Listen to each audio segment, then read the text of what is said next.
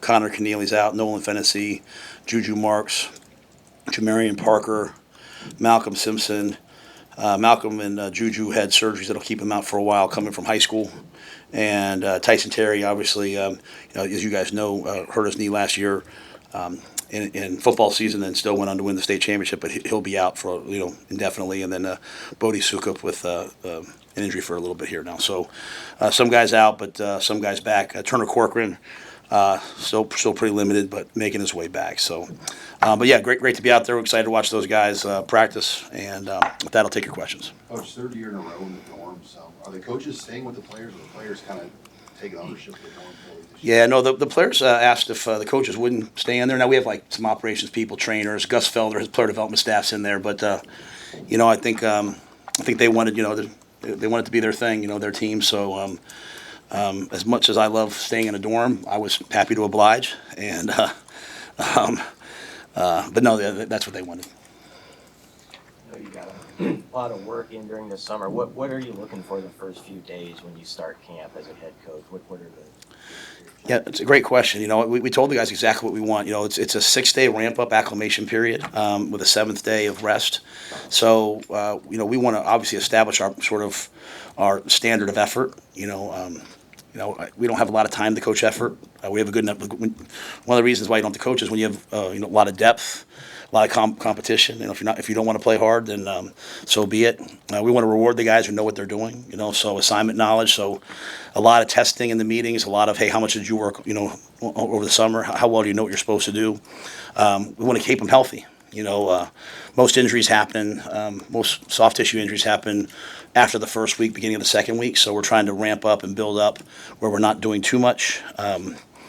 And then we want to establish our practice standards, the way that we want to practice. Everything from like the gear that we wear to when we get into contact, how to make contact with guys, how to hold the ball security to pre-snap penalties. So all the things that we can control, we're trying to teach this week and do. And then finally, situational football. Dana had them out there. They were doing 2 minutes, today on offense. We know the games are going to come down in the Big Ten to the last minute of the game. And so we're at a point now where we can really focus on the situational FBI. So that's several things, but some are football and some are just related to the standards. How do you feel like the 2-minute offense tightened up in the spring compared to last season? What do you want to see Dylan and the crew continue to work on? Yeah, we have a long way to go in terms of where we're at in terms of the 2-minute offense. I think when you think about it, I believe when you come down to the end of the game, it really comes down to the integrity of your lines. Your ability as an offensive line to protect, the ability of your defensive line to get to the quarterback. Sacks win games on both sides, and so. While the X's and O's are great, while the execution is great, it's also going to come down to the physical strain of how great am I at the end of the game in terms of the physical nature. And I think that's something that we have to build throughout camp. They're much stronger. We're much more explosive. We're a significantly improved team in terms of our physical nature, but you have to, over the course of camp, you have to develop, the physical stamina and the competitive stamina to play great at the end of the game. So I think there's a lot that goes into it. I think we're really cleaned up in terms of our guys knowing what to do. We have guys who can win, but it's just going to take us, mastering it. And the mastering, hey, when do we get out of bounds? When do we not get out of bounds? You go back to Ohio State. A lot of it's just poise. I think it was Ohio State. I can't remember, or maybe it was UCLA. We lined up wrong, and it cost us 5 yards on 10-second runoff, and we only line up really one or two ways. So just the poise of, hey, doing it every day and, getting to the point where, you can't do it wrong. I think that's what we're trying to do. And it's the same thing on defense, being able to cover, play zone coverages, play man pressure, but also rush forward and win. That's what wins games. Hey, Matt, what's it like for you, or what's the advantage, if there is one for you, to have a full roster at the start of camp and not a camp roster, and also to have those extra players, maybe 15 or so players who, for much of this offseason, you thought might not be able to be with you this week? Yeah, I'm very, very grateful that I believe it's Judge Wilkin that they grandfathered in the players. I don't know how I could have told some of these guys, like, hey, you're not on the team. As I've told you guys, we had guys who said, hey, no matter what, I'm going to be here. And so they pay the same price. When you think about it, they're paying to go to school to go out there and do all that stuff. So I'm glad they're out there, and a lot of them are good players, and they're developing into good players. So, and then it allows us to have a lot of competition. Allows us to have 3 groups, sometimes maybe 4 groups. We'll have some injuries as we go. There'll be attrition, and have guys that can step in and give reps, I think, is really important.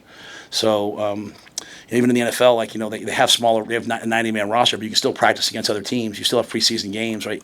So to get to 105, I've done it before at Baylor, but just having a couple more guys here, I think, really helps our practice flow and allows for more competition. What are your first impressions of punter Archie Wilson? Yeah, he didn't really punt today. I saw him a little bit in the summer. I think what he can do is fantastic. I mean, he can roll right, he can roll left, he can really run. He's fast, he can throw. Yeah, but I'm saying he can punt with both feet. Really fun guy. I'm really glad that he's here, but they're certainly not going to be a moving target. And I think the ability that he has to run the ball and throw the ball. I think we proved last year. I think we faked it a couple of times. We'd love to fake the ball. So, if you know that you don't know the aiming point, and you know that there's always a chance that he could throw the ball or run with it, I think that is going to put defenses really at a disadvantage. And he can kick all the different kicks. He can kick the banana ball. He can kick all. So when you talk about our wind here at Memorial Stadium, the ability to spin the ball in different ways, and so those guys that grew up playing rugby and Australian rules football, kind of basically play catch with their feet too, So I mean, he's really special with the things he can do. What's a banana? It's a ball that just spins this way, and so it just kind of boomerangs on you like a banana. Like I said, bananas on you, and so it's just. We had Johnny Hecker at Carolina, who was one of the great punters of the last 25 or 30 years, and he could kick balls that were almost impossible to catch with no wind. And so you start getting across the 50 and. You're kicking balls that guys are probably in a fair catch. There just adds another element of, a lot of teams when they face a left-footed punter, they'll try to have a left-footed guy in that week. Like in the NFL, they'll bring a guy in for practice squad that week because the ball spins differently. Well, Archie's going to kick the ball right-footed. He's going to kick the ball left-footed. So as a returner, you have both spins, and then he can do banana balls. And so the ball's going to go this way, the ball's going to spin this way. So it's just an added element. When you think about the close games we've had, 1 or 2 turnovers changes everything. So. You said last week that this defensive line is going to be hell on wheels. What gives you that confidence? What have you seen so far? Well, I always have confidence in our players. And, the last thing our players need is for me to say they're not going to be good. They hear that enough. So I think they're going to be really good. And we've trained them. I know everybody wants us to, in the world, not you guys, but just in the world, it's always like, we'll go get this guy in the portal, get this big recruit. But, we want all those guys, don't get me wrong, but, they come in at 18, and we want them to play when they're, unless they're ready early, but 20, 21. And so I've just seen them lift. I've seen them run. I've seen them grow. And I think the only thing that's going to limit them is their own brains, I mean, now, depth-wise, I think we have a bunch of guys that are really talented guys. Sometimes I don't think they know that they're that good. I don't say that good. I don't think they know yet, can I do it? At the end of the day, expectation sometimes is the one thing that can either buoy us or hold us back. And so, our D-line's heard a lot all year that, on how good they're going to be, how they replace Ty. It's hard to replace Ty Robinson. Ty Robinson, even in the NFL draft, he didn't get nearly enough credit for what he can do. He's going to be, you hear all the reports out of Philadelphia about him, I told everybody that, every scout that came in, I said, I'm just telling you. And so I believe he'll be a great pro. So that's lofty to live up to, but we got guys who can do it. And so I have nothing but high expectations for our guys. I expect them to be really good, and if they expect it to, then we'll get there. It's still a young roster.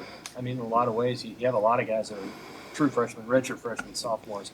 How much of a jump can they make in 30 days over the next training camp to maybe put themselves in a greater position to play than they are right now? Yeah, I think the off season's really, really important, but there's nothing more important than practice. When you're a basketball player, you can go play summer league. You can go play pickup every day against yourselves, right? Baseball players, they go play wood and bat league, all that stuff. Our guys, they lift, they run, they may throw a little 7-on-7, but this is really where you get good. And so, a lot of our young players are really, really talented. When you talk to Eckler, I think he'll talk about the length and speed that we have. We have a ton of guys who can run, fast, explosive.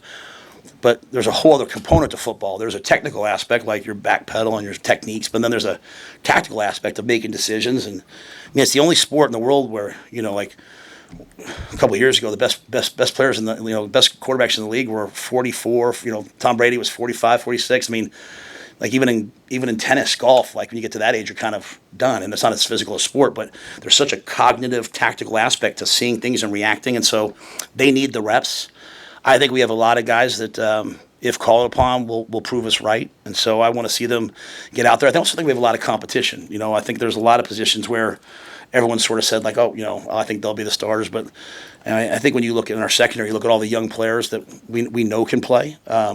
They're ready. They're hungry. I think the D line we have depth. Linebacker we have several guys who can play. Same thing, receiver. So this is a really important time. The spring was good, but this is a really important time for us.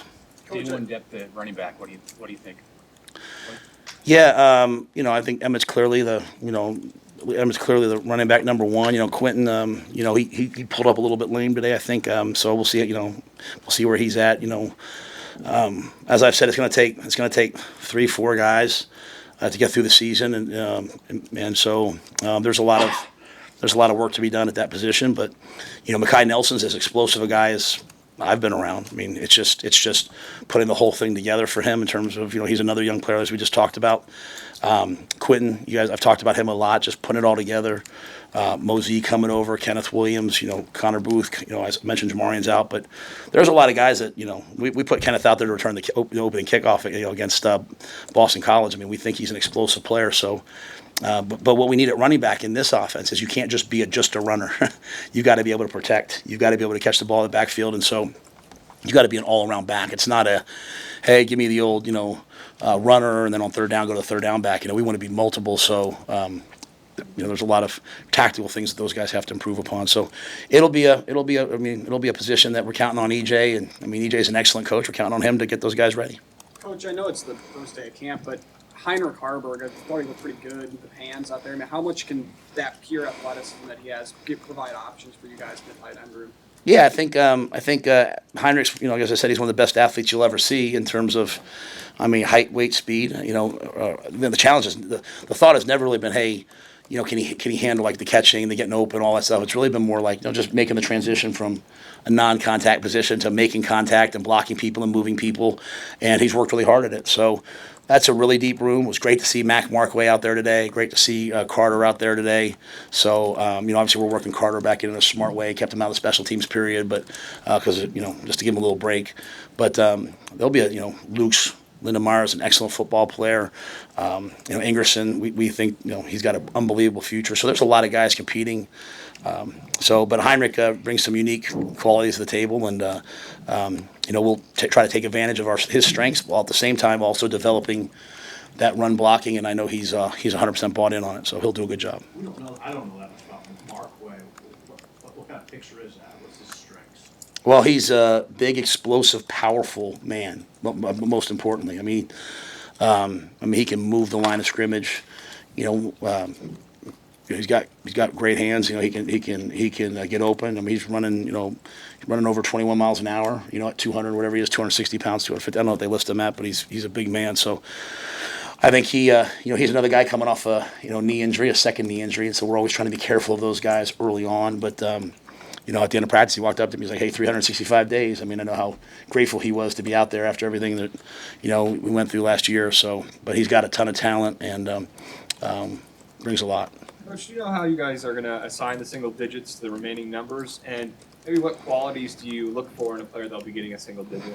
Well, I don't do it. They vote on it, right? So it's their decision. We at the end of the day, we want to be a tough, hardworking, competitive program. The things that you can control, and so the guys that they feel like are the best representatives of that. But at the end of the day, they have to make those decisions. Now over the years, I've never really loved when my quarterback gets that. It was I always like it when it's a physical, competitive, position. Unfortunately, our O lineman obviously can't get it, but it's just a way to kind of say, hey, this is when we think about what we want Husker football to look like. These are great representatives of it, and so. But yeah, I don't get involved. I don't vote. I don't mess with the vote. I don't just steer the vote. I let them pick. How has Gunnar Katula recovered from off-season surgery and put himself back? And we kind of forgot about him, I think, a little bit. How's he put himself back in the mix to play? No, he looks great. I mean, saw him in the hallway. I mean, just his mass, size, strength, all of that. One of the unique things about when you get injured like that, it's such a lonely time, right? Like, you go from like being out there and playing to all of a sudden now you're walking around with your arm like this, or you tear your ACL or tear your knee. You're crutching around. Like, people have to help you get your lunch. They have to carry your tray for you. People have to, help you get to class. I mean, it just becomes a really, honestly, like lonely time. I always feel like players, when they go through that, they get to the other side of it, they're so much more mentally tough. They're actually so much sometimes more physically developed, because while other guys are practicing, they're still lifting, they're still doing all these things. They're working on all these little other muscles that maybe they hadn't worked before, and they truly learn what process is. Like when you go from like, hey, I just need to squeeze a ball, and if I can squeeze the ball, like that's a good first day, or I have to do a leg raise and move my foot like 1 inch. Instead of like thinking everything happens at once, you start to learn like life's about small steps and like, gradual improvement. So I've been really impressed with Gunner's demeanor. I love the way he looks. I mean, like I said, I love the way he looks right now. Like, I want to walk through the hallways and like be a little bit physically intimidated by our O-line when I see them. That's how it's supposed to look. And not their height, but their girth, like their width this way and their width this way. And so he looks really good. And as I said, one of the great things about Gunner is he's such a smart kid that he can play up and down the line. So I think we'll have a really good camp in terms of all of that competition. You mentioned a couple times about players making decisions, whether it's Selleck or the single digits or whatever. That's just part of the evolution of being year 3, having a player-led program, and that's the ideal, correct? Yeah, I mean, well, they voted on the single digits every year. So I mean, like, I've just been in general, having players lead this team where you can kind of let them yeah. forefront. Yeah, so when they say player led, I think it's not like they're saying like, hey, I think we should practice today or not. Like, I think it's really important to say that. It's what player led means is like, hey, we have a process that we follow. It's not the schedule. Just process for us means like, hey, we're going to attack everything that we can control and hope that helps us have good outcomes. And then there's standards in the program. Like, hey, I expect you to do this. I expect you to do this. And what happens to all of us is like, we do the standard until we're tired of doing it, or it's hard, or something we don't think, well, why am I doing this? And what we want is we want players who enforce the standards. They're like, no, this is what we do. And in today's world, players love to lead through performance. They like to diffuse leadership, like, hey, we all kind of come together. And there's not a lot of like, hey, I'm going to come up to you and say this. And so in year 3, what you hope is that they're like, hey, I want to win. I'm tired of losing. It's not all this other stuff. It's all of us doing the right thing every day. And so it's who's going to be willing to tell someone that they care about, or another great player, hey, stop doing that. That's not what we do. Let's do this. Or, hey, I need you to do this. And so when they're willing to have hard conversations with each other, when they're willing to hold each other accountable, that's player leadership. And not when things are easy, but when things are hard. I gave the example to them. I don't mind saying it to you guys. Like, it was 13-6 last year against Ohio State. We were losing at halftime, and it was like a revival in our locker room. They were so excited. They were like, freaking, Johnny just made that kick, and they're like, we're going to come back and win this game. And we almost did. And then the next week it was 13-7 against UCLA, and we run off the field. People are booing, which we get, right? And we're in the locker room, and it was like literally like, I mean, I was up there like, I was praying, not really praying, but I was like trying to like, come on, guys. And it was just sad. Like, gosh, what's happening to us? And nothing happens to you in football. Like, you take control of it and you run with it, right? So it's like, but I think looking back, they're like, well, why were they different? Well, because we're listening to everything else instead of just what's our standard. No matter what the score is, we keep playing, we find a way. And you know what's crazy about that game? It was then 20-7, and it was then 27-7, and then we came back, we had a ball with 2 minutes. Heinrich came out there, and we had a chance to go tie the game to win it. So it's like, but you have to sometimes go through those things to learn, like, just keep playing. And that's, I can say that till I'm blue in the face. Players don't listen to coaches. They listen to each other, okay? And at the end of the day, like, they listen to each other. They hear me 20 minutes a day. They hear you guys a lot on social media. They listen to fans on social media, and they hear each other. So it's like, man, you guys have got to do a great job of saying, like, hey, guys, keep playing, keep playing, keep playing. So I like where we're at in that regard. Let me say that. I like where we're at. I mean, they're doing it. Just can we do it? Continue to do it at a higher and higher and higher level. Okay, one more. Back to the dorms for a second.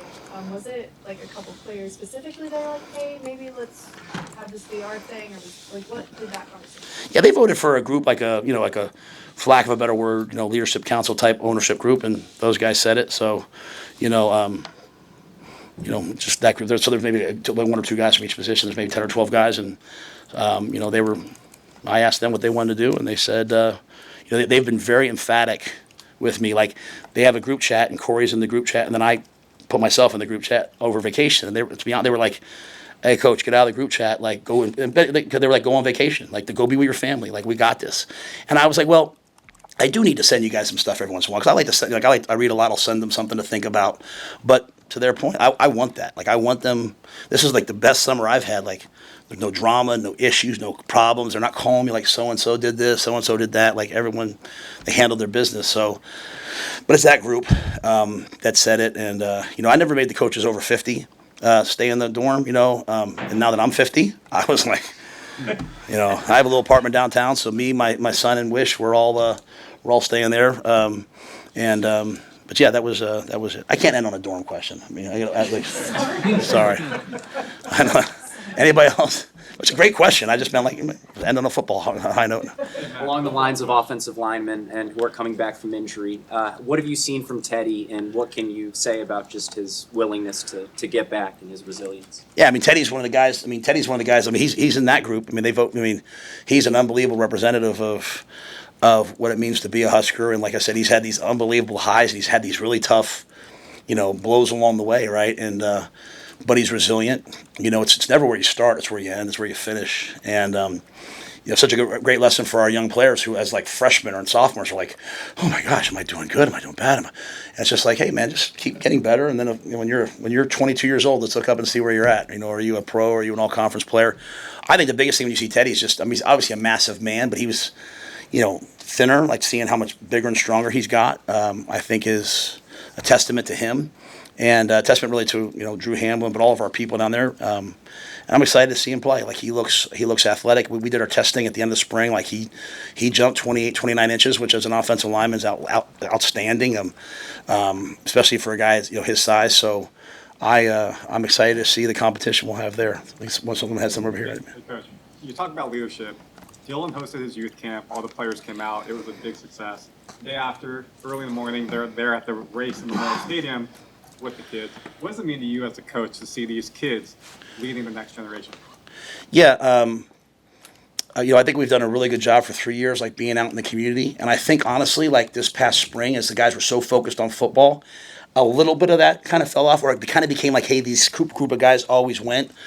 And we made a big statement to them, like in terms of I believe to whom much is given, much is required, and I also believe there's all these kids that some of whom will never have a chance to maybe get in the stadium and see a football game, and you have a chance to go out in the community, be around them, impact them.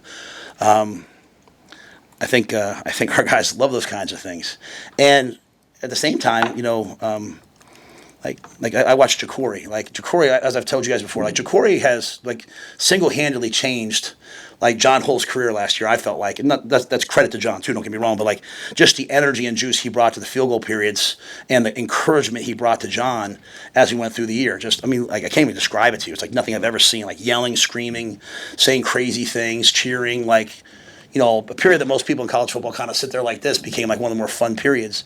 And then, I said something in the spring, hey, why don't you do the same thing in the community? And we had our youth camp, and I went out and watched them as they played Husker ball, and Emmett Johnson and those guys were competing like they were playing, right? And so I just think that when you see people who you watch on game day and they're not too cool, it's really a cool thing. I'll say this. I was proud of our guys at media days. I don't know how many of you guys saw them, but there were other guys from other teams. They're nice guys, and they're kind of hey, our guys will walk around talking to people. They got we had a plane issue going back, and so I said to the guys, I said, hey, do you guys want to get back tonight and we'll stay, or do you guys want to stay here tonight and we'll go back? And they chose to stay in Vegas for another night. What amazing guys, right? And I told them I'm the greatest head coach in the world for letting them have that decision. And they all said, well, Coach, Julie's with you. If Julie wasn't here, you would have stayed. And I said, well, if I wasn't here, she would have stayed. But that's a long story.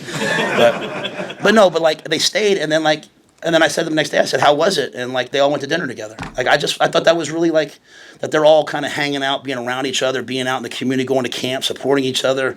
You know, if someone comes up with a t-shirt, they're all wearing it. You know, like, I always say, like, you have to wear Husker gear, but if you know, Emmett comes out with his own shirt, I say, if you give me one, it counts as Husker gear. And bring, you know, so I just think those things are really cool. But like, again, it's the quality of people that we have, which, you know, I think better, this is to borrow from legacy, but better people make better Huskers. And so we've got great people. My daughter's at the Husker youth camp today. She'll come over to the building, and I know guys that won't just walk up and say hi to her. They'll say, hey, Leona, how, you know, like, they're not great young men. And so I'm proud to coach them. And when I get great questions like that before, like, what makes you think? It's those types of things. It's like that level of character that allows you to develop and become better because you're grateful. So, yeah, we're proud to be Huskers, and we're proud to be part of Nebraska. We're proud to be part of the community, and you know, they're giving back to that community, I hope. So.